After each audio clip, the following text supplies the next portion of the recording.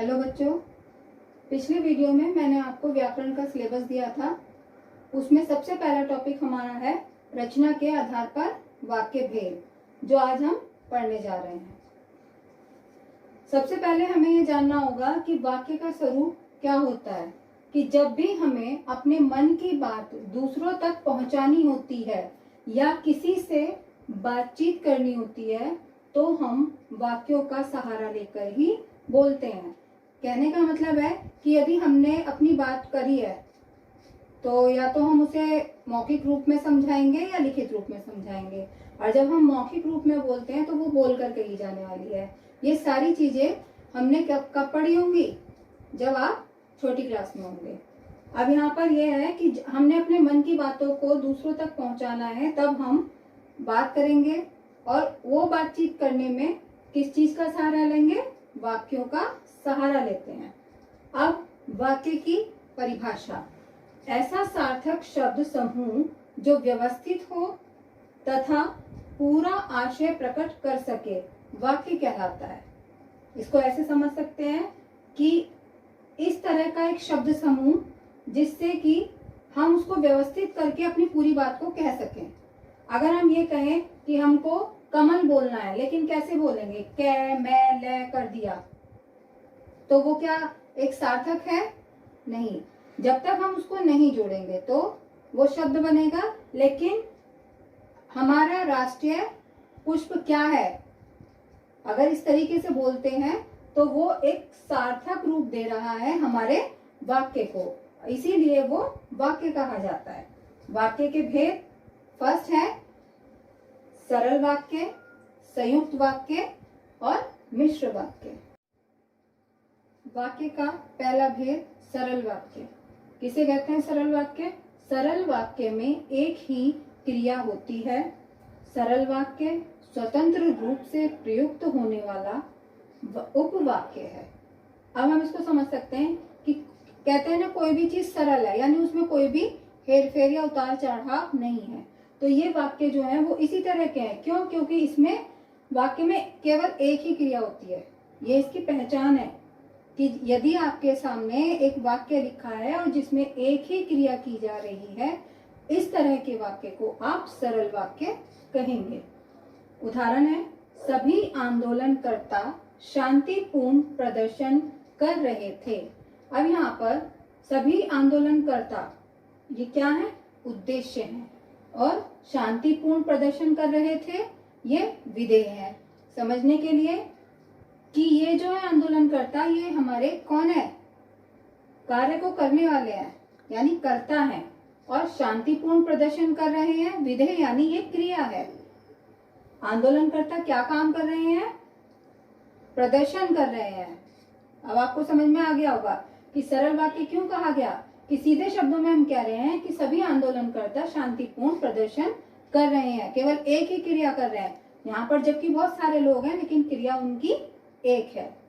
Second है, वह पुस्तक पढ़ते पढ़ते सो गया। यहाँ पे भी आप इसको ऐसे समझ सकते हैं, वह यानी ये उद्देश्य करता है, और पुस्तक पढ़ते पढ़ते सो गया ये विधेय है। अब जिससे आप लोगों को याद रहे तो ये लिख सकते हैं, उद्देश्य मतलब आपका हो गया कर्ता यानी कार्य करने वाला, और विधेय मतलब क्रिया या जो काम किया जा रहा है। अगला भेद है संयुक्त वाक्य। संयुक्त वाक्य क्या होते हैं? जिस वाक्य में दो या दो से अधिक उपवाक्य स्वतंत्र रूप में समुच्चय बोधक अथवा योजक द्वारा मिले हुए हों, उससे संयुक्त वाक्य कहते हैं। मतलब कि कोई ऐसा वाक्य जिसमें दो से या दो से अधिक उपवाक्य हों, मतलब यहाँ पे कहने का है कि एक वाक्य ना हो, दो या दो से अधिक वाक्य हों, लेकिन स्वतंत्र रूप में समुच्चय बोधक अथवा योजक चिन्हों के द्वारा मिले हुए हों, कि उनमें जोड़ने के लिए, यानी दो वाक्य तो हैं लेकिन वो किससे जुड़े हों? समुच्चय बोधक या योजक चिन्हों के द्वारा जुड़े हों। जैसे अशोक पुस्तक पढ़ता है परंतु शीला नहीं पढ़ती। अब यहाँ पे आप समझ सकते हैं कि सरल वाक्य और संयुक्त वाक्य में क्या अंतर हो गया। यदि हम केवल बोलते हैं कि अशोक पुस्तक पढ़ता है तो ये हमारा सरल वाक्य हो गया। कैसे? क्योंकि यहाँ पर अशोक जो है वो कर्ता हो गया और पुस्तक पढ़ता है वो क्रिया हो गई। तो केवल इतना वाक्य यदि है तो वो सरल वाक्य है। लेकिन अब क्योंकि ये हमारा योजक चिन्ह से जुड़ा है, परंतु से जुड़ा है, शीला नहीं पढ़ती, तो दूसरे शब्द उसको जोड़ दिया। अगर अलग पढ़ते हैं तो शीला नहीं पढ़ती, ये अलग वाक्य सरल वाक्य हो गया। अब दो सरल वाक्यों को हमने जिस शब्द से जोड़ा है वो हमारे योजक शब्द या समुच्चयबोधक शब्द होते हैं। दूसरा, मजदूरों ने गड्ढा खोदा और वह चले गए। अब यहाँ पर ये दोनों शब्द अगर आप देखो तो दो हो गए, मजदूरों ने गड्ढा खोदा वह चले गए। लेकिन यहाँ पर हमने और लगा दिया तो हमारा ये एक संयुक्त वाक्य बन गया, अलग अलग नहीं रह गए, अब ये आपस में जुड़ गए। संयुक्त वाक्य प्राय समुच्चयबोधक अवयव से जुड़े रहते हैं। यानी अगर आपको पहचान रखनी है कि संयुक्त वाक्य की क्या पहचान है तो वो कहीं ना कहीं समुच्चयबोधक अवयव से जुड़े होंगे। वो समुच्चयबोधक अवयव कौन कौन से हैं? और, तथा, एवं, इसलिए, सो, अतः, या, अथवा, नहीं तो, अन्यथा, वरना, किंतु, मगर, पर, परंतु आदि, ये सब क्या है? समुच्चयबोधक अव्यय हैं। अब आप ऐसे पहचान कर सकते हैं कि यदि कोई भी शब्द, जैसे पहले सरल वाक्य के लिए तो एक कर्ता एक क्रिया, ये आपकी पहचान हो गई। संयुक्त वाक्य की पहचान हो गई, उनमें ये वाले अव्यय होंगे।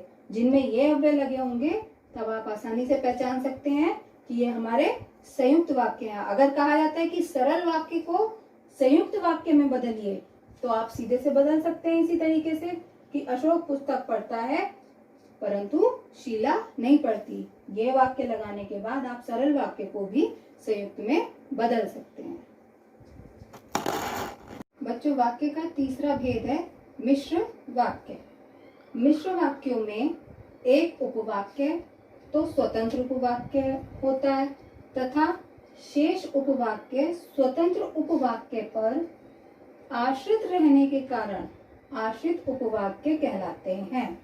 अब आप इसको ऐसे समझ सकते हैं कि मिश्र मतलब इसके साथ में कुछ और भी मिला हुआ है।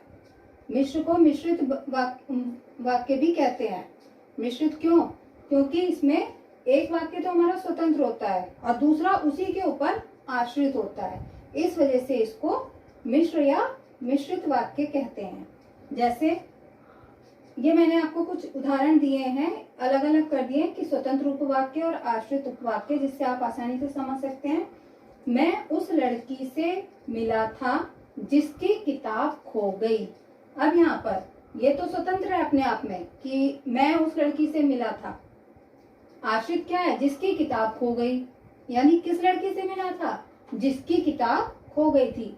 अब ये वाक्य जो है वो इस वाले वाक्य पर आश्रित है। अगर हम ये कहें जिसकी किताब खो गई तो हमारे समझ में नहीं आ रहा कि ये वाक्य क्या है। लेकिन अगर हमने ये बोला है मैं उस लड़की से मिला था जिसकी किताब खो गई, तब हमको समझ में आ जाएगा कि ये मिश्र वाक्य है, यानी दो वाक्यों को मिलाया गया है। दूसरा, पिताजी ने मुझसे कहा कि वे बहुत बीमार हैं। अब यहाँ पे ऐसे समझ सकते हैं कि पिताजी ने मुझसे कहा, कुछ तो कहा होगा, लेकिन क्या कहा? कि वे बहुत बीमार हैं। अब यहाँ पर जो ये की आया है ये क्या हो गया? हमारा समुच्चयबोधक। इस की वजह से हमारे ये दोनों वाक्य आपस में मिल रहे हैं, इसीलिए इसको मिश्र वाक्य कहा गया है। मिश्र वाक्य में उपवाक्य प्राय मतलब जो मिश्र वाक्य हैं उसके लिए पहचान जो है वो आप इन चीजों से कर सकते हैं। उनमें लगा होगा कि, जो, जहां, जब, तब, तो, अगर, तो आदि समुच्चयबोधक अवयवों से जुड़े रहते हैं। यानी ये जितने भी अभी मैंने बोले उन मिश्र वाक्यों में ये चीजें लगी होंगी।